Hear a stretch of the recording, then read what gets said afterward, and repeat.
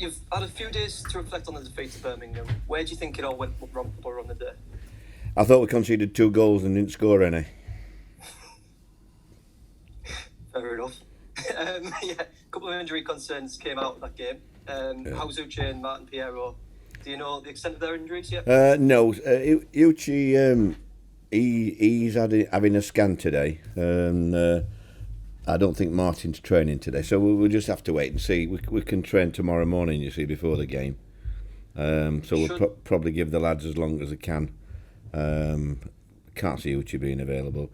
Martin, I don't think it's an actual strain as fatigue, really. I think it's just a bit, it's a difficult league to play game after game. How big a miss will Uche be if he's not fit? He's been a pretty key player up top in recent weeks. Does it force you into kind of having to change the way you play without the big target man as such? Well, it's a difficult league. Sometimes you can't play the way you want to play. I think you could see the difference when he came off on Saturday. We weren't as potent against a big physical side like them. I think he caused them problems while he was on. So I was disappointed, if I'm honest. Like this week, Luton, and then West Brom Saturday. Games where I'm hoping he'll be available, but it's highly unlikely, I would imagine. There was a place on the bench for Anthony Dyksdale at the weekend. Are you any closer to getting any of the others off the injury list? No, not so ever really. It was nice to see him on. The physios and that weren't 100% sure that I should start him or use him. They thought another few days would help. So I really wasn't tempted, if I'm honest. But you've only got to look at the bench really to have a look at. We had Josh, Toyosi and Isaiah Jones. Young lads. We haven't got enough experience as backup in that respect. But it's an opportunity for these lads to be in the squad and around the squad, and just got to go with it. 11th in the league, dropping down from the playoff places. But looking at the table, just 6 points separate 5th from 19th. It's a crazy division, isn't it? I mean, only the two teams at the top seem to have found any sort of consistency. Is that the key word, finding that consistency? Yeah, I think if you look at the teams at the top, you look at the sizes of the squads, really. I mean, they've got probably a second 11 as strong as most teams in the first 11s. That's with the parachute payments, etc. Whilst you can look on with them, we've just got to compete with these lads and do the best we can. I think that's all you can do. That's what they're doing. I can't fault the effort. The effort's there. You can't legislate for the mistakes that we're making or that we've made in the games that we've lost. But I think nothing but praise for the lads that are playing at the minute, because we've got so many lads out. They've done as best they can, and that's all I can ask. Joe Lumley, he's come under a fair bit of criticism after Saturday. But is he the sort of character that bounces back from mistakes like the one at the weekend? Well, he had three clean sheets in a row before that. Unfortunately in football, you're only judged on your last game. Whether you're a manager or a player, you're either the bee's knees or a poison. I think that's how it is in football. You just got to get used to that, and I don't think Joe's any different. Isaiah Jones is someone who got off to a flying start this season and quickly became a fan's favourite. And you've praised him a lot in the past, but his playtime's been a little more limited lately. He's started one out of the last 6. Is he still a key player for you going forward, though, with what he brings to the side? Yeah, I think with Isaiah, you forget he wasn't even in my thoughts in pre-season. We were going to loan him out. I think it was Queen of the South last year he went.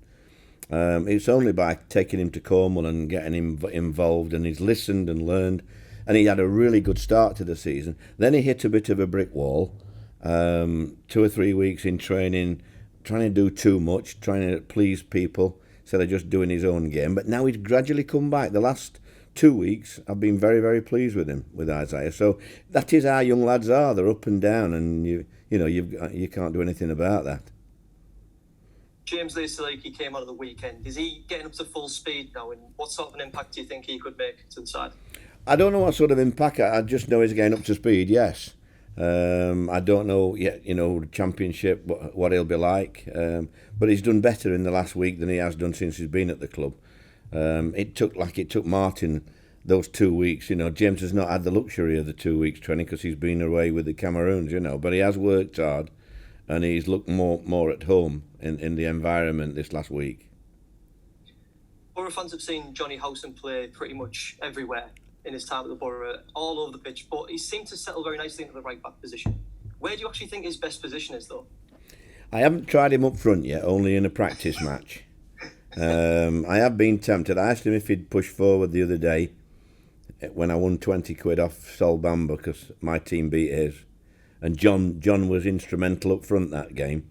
So it just gives me, it gives me food for thought. But John Howson, just a manager's dream. Wherever he plays, he gives everything. And I think you can count the bad games he has on one hand. Looking ahead to Luton, they've impressed a lot of people this season. Are you expecting a tough evening at Kenilworth Road? Yeah, I think both games. I don't think anybody expects us to get anything, looking at the what people are saying about the two games. Luton last year started really well against us. They always start well, and we thought we were playing Real Madrid for 20 minutes. But then we came into the game and we more than held our own. So, I'm hoping that we can, whatever team we put out, we can start on the front foot because they are a good side. And Nathan's done a great job with them. I think people seem to relish in certain situations. We went away to, big clubs, so supposedly big clubs, but it's only when he came back into that environment that he realises what he's got, and I'm sure he's loving every minute with the lads because they're a genuine bunch of lads at Luton. Then with West Brom is different altogether. They're expected to be at the top up there. So it's two different games. Whatever the fitness, difficulties that we have, we just got to get on with it and see what comes up. Yeah, their main man up top this season's been Elijah Adebayo. I know he could miss out through injury, but is that the sort of test you expect, a real physical battle on the pitch? Well, they play good football, Luton. They pass it around, and yes, everybody's got a bit of physicality about them. The centre backs are good, strong lads. But I think overall, you don't give them enough credit. Really, the games I've seen them play, they've really played really well, passing it and moving it, and you've got to be on the front foot to compete with them. And just finally from me, Neil, it'll be your 1,602nd game managing English football on Tuesday night. And given all that you've achieved over those years, where does breaking the record for the most games managed rank among them?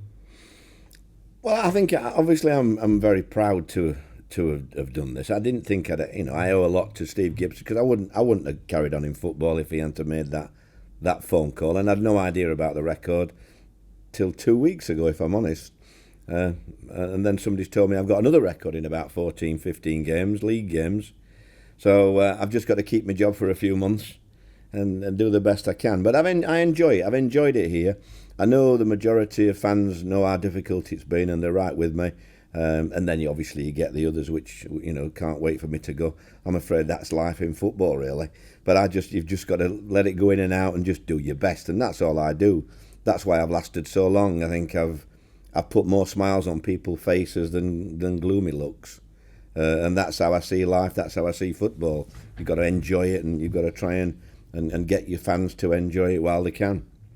Just to follow on from Dan's final question there, Neil, there was a little bit of sort of conjecture. Can you clear it up for us? Have you already broken the record, or is it tomorrow night that you actually break it? No, I've equalled the record. I break it tomorrow night. That's the English games, that's including cups. But league games, I think I've still got about another, I don't know whether it's 14 or 15 games to go to beat the actual league games in the country. So it's, they're great challenges for me, really. You need sort of things to look and push yourself, and that's what I've been doing all my career, really. And nothing's going to change. Yes, we're disappointed at the moment with the injuries we've got, but the lads have come in, have done really well, tried their hardest, and I can't fault. Great bunch of lads, so I can't fault any of them, really. If somebody had said to you on August the 15th, 1987, when Scarborough played Wolves, that you'd still be doing it 34 years later, would you have believed them? No, not what I saw. I remember seeing the Wolves fan fall through the roof at Seymour Road, and fortunately he fell on his head so it didn't damage it. And I thought it was, real experience from it. I was a young manager, and Graham Turner was a man who I admired, was there.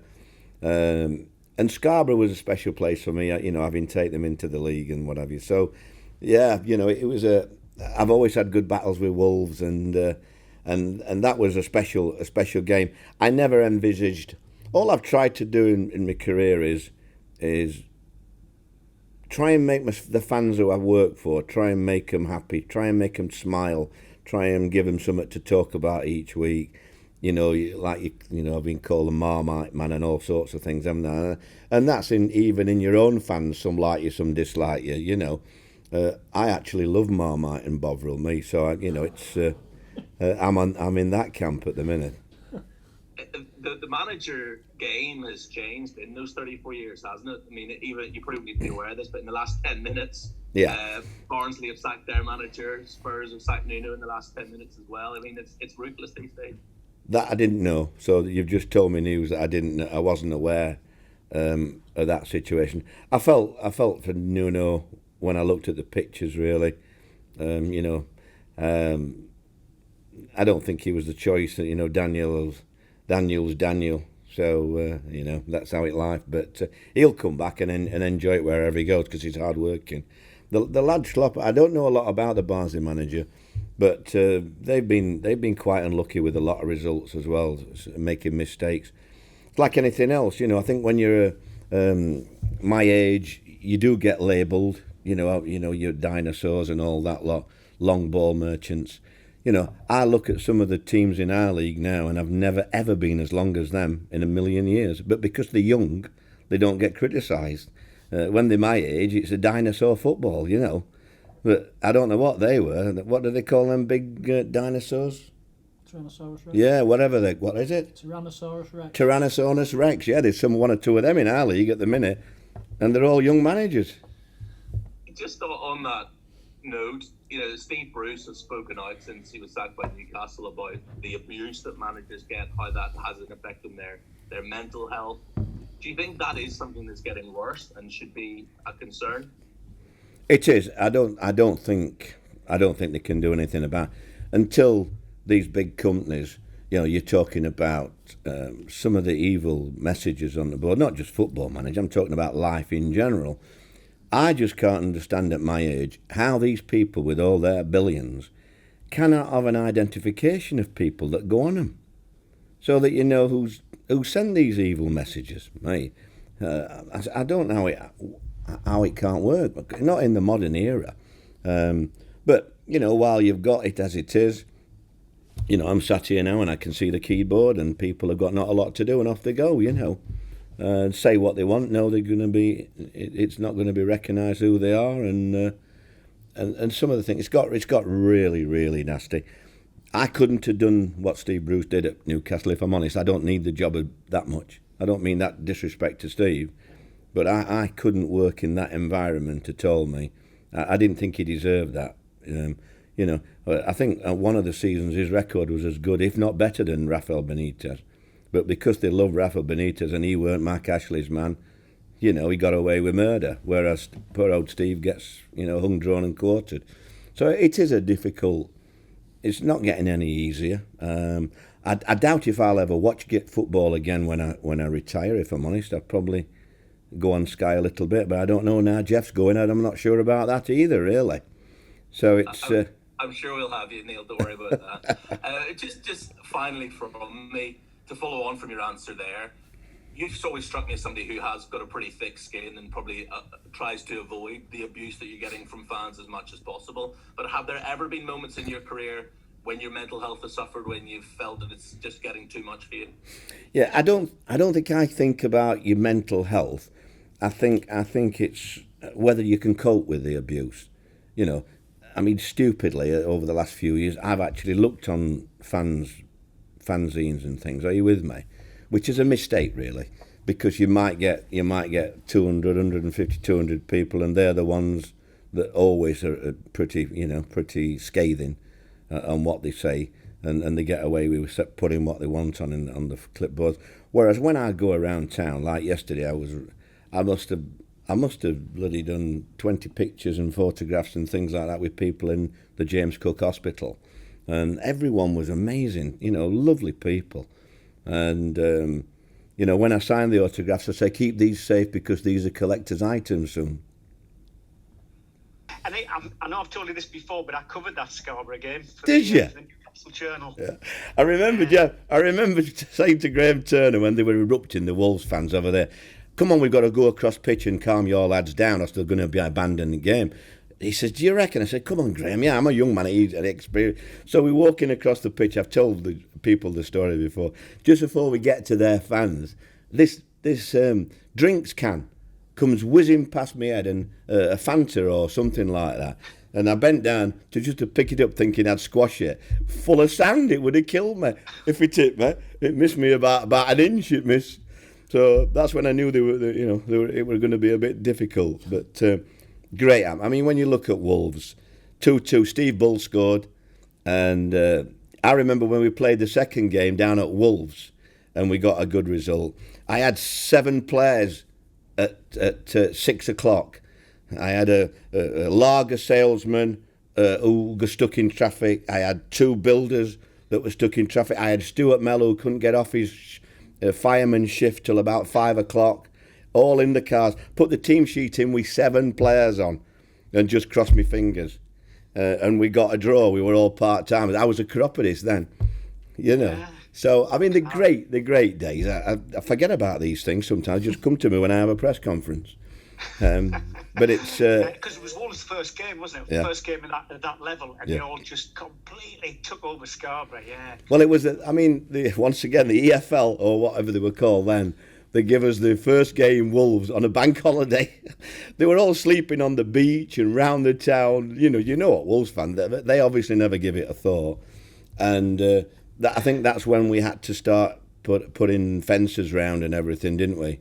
Yeah. I think before we went in the league, they made us spend something like £500,000 on the fencing, and it was taken down a few years later, wasn't it? But it was a great club. But I'm afraid fans, you're always going to get an element of fans. But putting it on a bank holiday afternoon, it was just ridiculous. I think I read somewhere on Saturday you said Sharon you weren't going to be great company on Saturday night.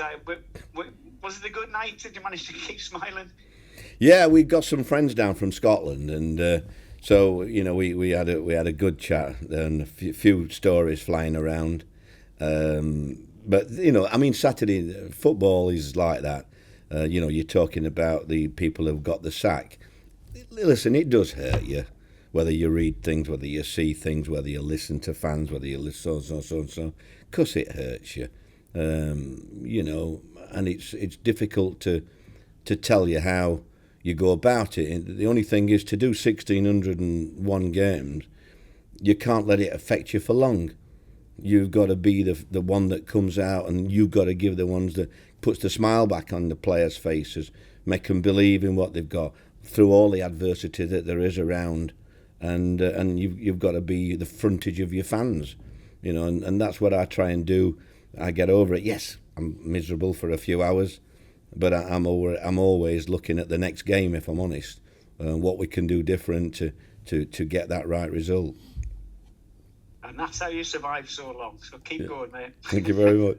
Good stuff. Cheers. Thanks again. Thank you. Mate. Simon from Tyne Simon from Tyne Tees. Tees, where is he? Neil, I've got you, very Simon. rarely do this, Yeah. but I think we basically covered it all off today. I just want to say congratulations, and I've really enjoyed listening to it for the last 10 minutes. I know, Lincoln, it does take some sinking in, Simon, if I'm honest, because I just can't see it ever being beaten again. Can you really? In the modern era where, Mum and Dad, when I think back to the Scarborough and what have you, but my dad, when he used to take me to Bramall Lane, I often think about him, and I don't know what he'd say, but he'll be looking down up there. I think you can't believe. My mum always said, because I was the young little whippersnapper really in the family, and she always used to say, "You'll be all right. You'll be all right, Neil. You'll find something that you love and do." And so it's really quite emotional at times when I do look back, and I ain't got the time to write a book, but I do like some of these stories. I do like going back in time and bringing them up. I think I'm going to do a dinner at the Riverside in a couple of weeks. There'll be a few of them stories coming out, I'm sure. Well, that's good. There's always time to write a book, Neil. Good luck. Yeah, thank you. Damien from Peter. Damien. Hi, Neil. Hi, Dave. Neil, just on that theme, looking back over the years, is there anything you would have changed, or does it just what you've experienced has made you the man you are? I would have changed Eddie Smart on the line against Chelsea when I was at Cardiff. I would have left him in his dressing room, if I'm honest. If you think the goal offside last weekend were bad, I still can't see how he couldn't see a kid 3 yards offside, which really got us relegated. But hey ho, not many things. I mean, it's you always look back and what I could have done better or what I shouldn't have done. Sometimes I'm not proud when I get into trouble, but it's how I am. I can't change that. Other managers keep everything inside them and they can cope with it. I can't. I've got to say what I want. I think I've done well for you guys, if I'm honest, over the years. I was looking at the cuttings the other day. I might ring the FA and just ask. I once said about one of my players against Chelsea when I was at Palace, and John Terry got booked. Not booked, he should have got booked. We had 2 bookings and then he did a tattle worse and should have got booked. And I said, if that were one of my lads, he'd have got booked. Are you with me? I got done a few thousand for that.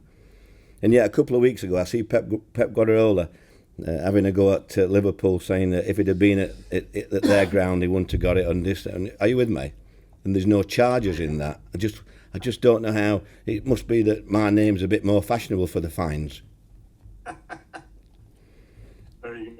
And just finally from me, Neil, do winning and losing still evoke the same emotions as they did that first day, that first season with Scarborough? Yeah, I've got to say they do, because I wouldn't be in it now at my age with the games and everything if it didn't mean everything to me. If you haven't got that, I mean, between I would say between 2 o'clock and 3 on a game, an hour before kick-off, the feeling in my guts and that is horrible, really.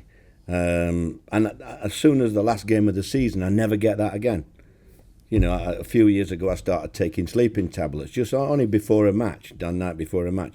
And then the last game of the season, I never took another sleeping tablet till the first game of the following season. So it is, it is a difficult job. But we get paid well, don't we? But it's not. I don't think it's the money. I think it's the satisfaction you get when you win a game and that whistle goes. I used to. There's nothing quite like it when you've sent thousands of people home happy, little kids with flags and that, and the dads, and I think it's just an amazing game. That's the part I'll miss. I miss having banter before a game and signing autographs and pictures with kids and.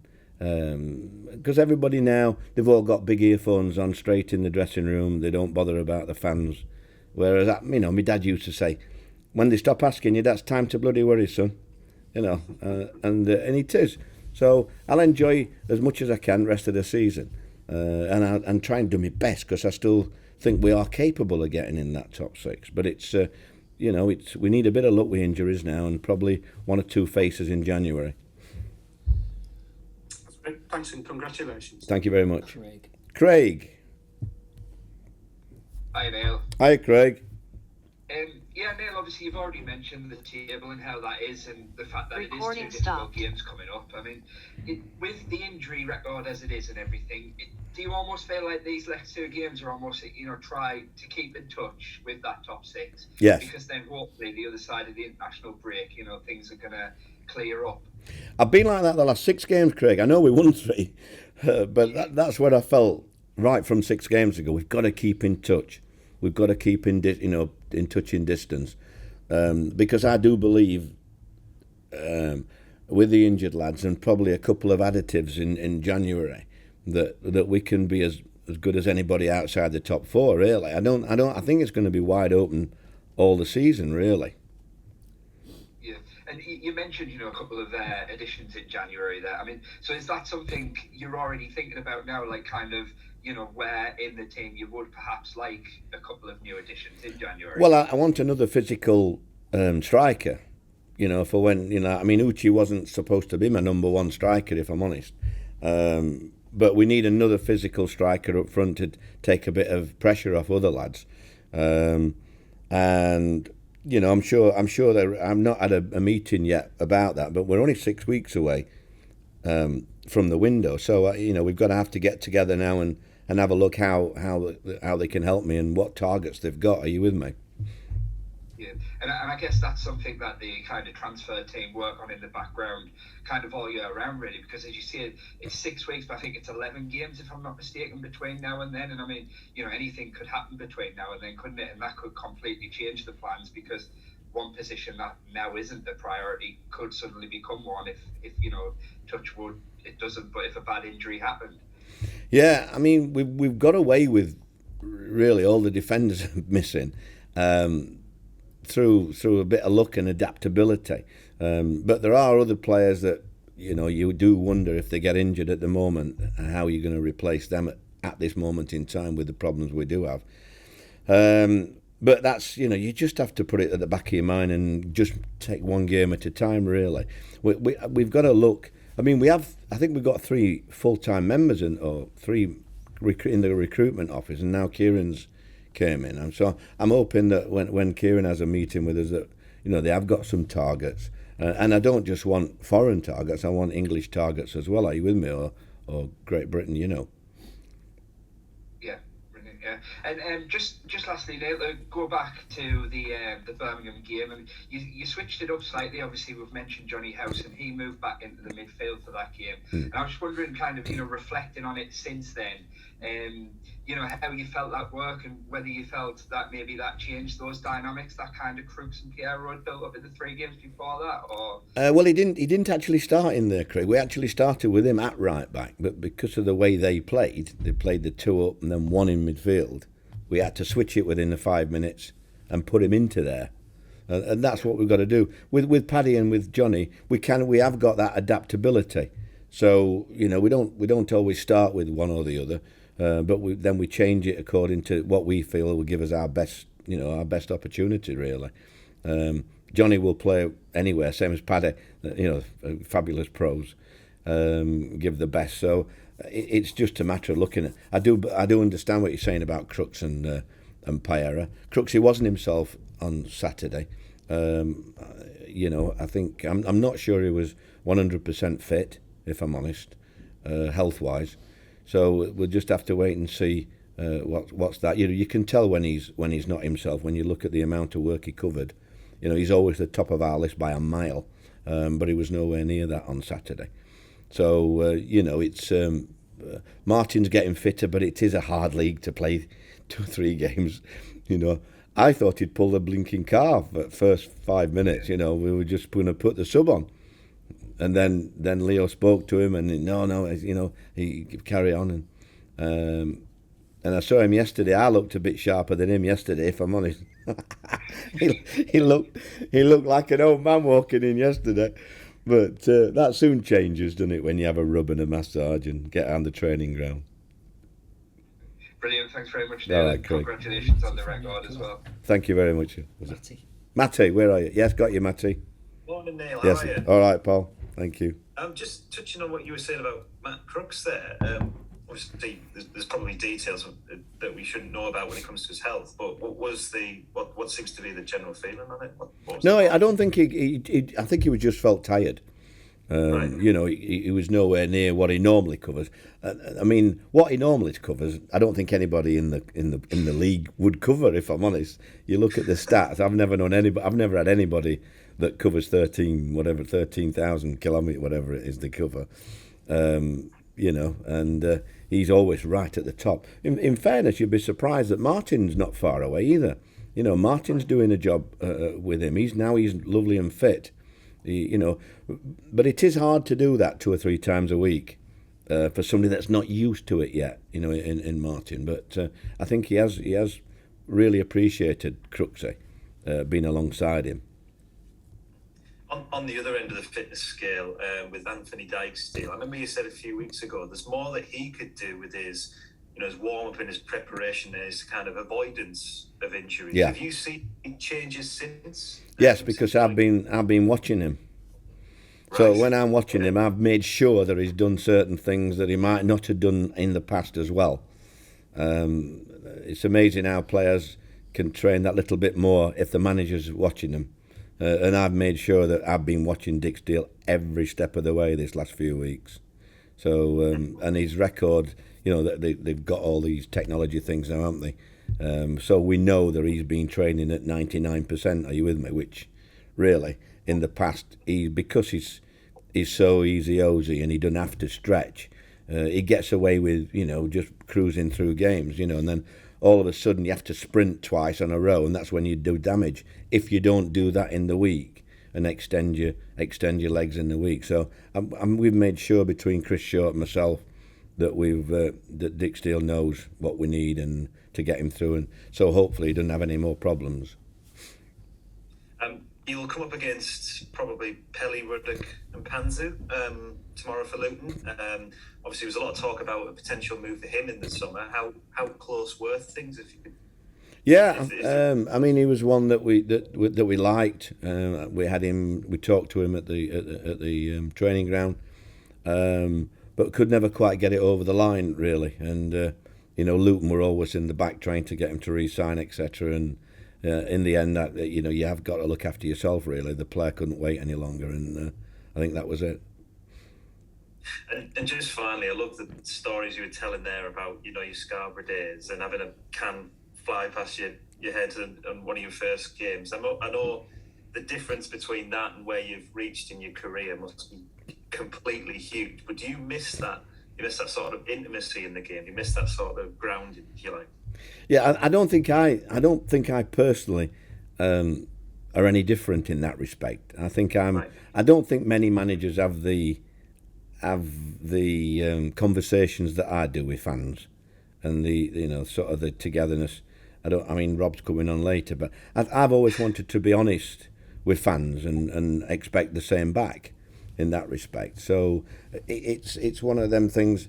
I don't think many managers now get involved with the fans as much as what I like, because they fear what might happen if they have a bad run and things. Are you with me? But in my case, I'm not going to change. I mean, crikey, I've retired. I think it's about 6 times now I've retired. So, I thought I always planned when I leave Sheffield United, I'm going to call it a day then and really enjoy myself. Go around the world, I wanted to see whatever they call the mountain in Brazil and the Niagara Falls and all these things. And then Simon Jordan goes, just come and help me for a few weeks and have a look at the club, will you, Neil? And of course, I'm back in it, and once I got back in it, I can't. It's like a drug, isn't it? I can't put it down. And then I've had wonderful times since then. Even though I thought I was packing in then, the QPR was amazing, and then Cardiff was fantastic. Rotherham, all the clubs I've had really have been special to me. And I will pop back and do a game or two with these clubs when I finish. Are you with me? And be able to be like you guys, go upstairs, have a nice meal, and criticise. It's and not worry about anything. I'm sure you'll enjoy that luxury when you're on top of your mountain in Brazil as well. Yeah, thank you, man. Cheers, son. Take care, and thanks very much. Joe. Yeah. Joe's here. When did he come in? Sunderland can't have a press conference today. Oh, have they not got a press conference today, Joe? Sunderland. I haven't, no. Ah, no, they haven't. Sorry, pal. Come on then. After they got thumped on Saturday. Okay. Rotherham. Rotherham played really well. Just, I think you've covered most things, Neil, but just one on kind of recruitment and January. I know you spoke about last season about you couldn't go abroad and watch players. Are you and your coaching team planning to go and watch players either in this country or abroad, or do you leave it more now to the recruitment team? Well, I think we should be doing it now. Yeah, I mean, Kieran's the one that he watches games. I think he will be in the next few weeks. He was at our game on Saturday, but he will be looking at games between now and January, I'm sure. He will have a list of players. He'll have brought that with him as well, So we've just got to talk about what I feel we need. Are you with me? I suppose it's difficult at the minute because they'll also be looking at not bringing too many that Neil Warnock wants when they've got to look for longer term for the club. Are you with me? So it's a matter of helping me at the same time as looking to the future. So has that changed more since you've been here? There's more responsibility on them to look at players rather than you and Kevin and Ronnie Not really. I mean, we wanted to sign Peltier and Bamber. Are you with me? And people like them because we didn't think the squad was big enough, and it's proved they've proved invaluable, these guys. So I still think there's a place for getting players from England, but there are good players abroad which the recruitment people are looking at. You have got to be careful. We looked at a couple of strikers before we signed Spora, who looked very, very good, and yet Ronnie went to see them and wouldn't have paid one in washers. So it is complicated doing it. I think you've still got to see them live, if I'm honest. So no doubt we will be doing 1 or 2 games in the next few weeks. Yeah. Just last one from me. You talked about injuries. How's Marcus Brown doing? I saw him in pictures in training the other day. Yeah, I mean he can't work any harder than what he is. Bless him. He's really working. I'm really pleased with him. I've spent a bit of time with him while he's been injured because it's horrible when you're injured. But I didn't like him when I first come, and I would have liked to have got rid of him, if I'm honest. But in fairness to him, he's changed my mind completely. He's been training well. He got back in the team. Then he got the horrible injury, and I've not seen anybody work as hard. He's really, really working hard, and he knows there'll be an opportunity for him. He'll not be going anywhere. He should be fit in the next. He's stepping up training. I'm not really sure. I think that we're talking about December, end of December, Joe, if I'm honest. Spot on. Good luck tomorrow, anyway. Thank you. Quick one, Rob. Hiya, Rob. Neil, just going back to Birmingham and thinking for the future, that we conceded those 2 goals very, very quickly, but there was a long time left in that match. It was kind of like a test of character in a way that we didn't get over, really, did we? We had a long time to do something. Yeah, we did. We never looked like scoring, Rob, if I'm honest. You can't fudge it. We huffed and puffed. But it's very difficult when they got 2 up because then they have 10 behind the ball. And are you with me? All in our half, even sort of Deeney and Hogan in our half. It made it very compact. And I thought we missed Uchi just getting us a bit of space. And I think George told somebody he was glad when he went off. And I think that's how it is really. We weren't, we couldn't pass through them because they were so tight. So because we couldn't pass through them, we hadn't got any physical attributes either. So we run out of ideas a little bit. Having said that, Rob, I don't think they had a shot on goal. They scored 2 goals. I can't see them having a shot on goal. So let's not get carried away. I think that should have been a 0-0 draw in the circumstances if we couldn't have scored. But to lose 2-0 really rubs salt in the wounds, really, because I don't think they had a shot. And looking tomorrow night, that again, it's going to be a test of character playing at Luton, isn't it? Well, as I've said, I don't think anybody, looking at your fans, what they say, that not many of them think we've got a chance in the next 2 games, do they, Rob? So it's up to us to try and surprise them, really. We're going to have to be at our best. Luton play a really good attacking game, especially at home, and West Brom have that physical attributes which we'll have to cope with as well. So 2 different tactics, etc. But really, that's why they're up in the league table, isn't it? They're up there in that top 6, and it'll be difficult. But I've got to try and make sure they're difficult for them. And going to Kenilworth Road on a Tuesday night under the floodlights, surrounded by the terraced houses and stuff, it's maybe quite apt for you to have your record at a ground that's Never it changed. was there, wasn't it, when you started? Never changed, has it? I think they were in Premier League at one stage when David Plea were there, weren't it? Oh, yeah. We're running across, we're skipping across in his suit. We've had some good battles there.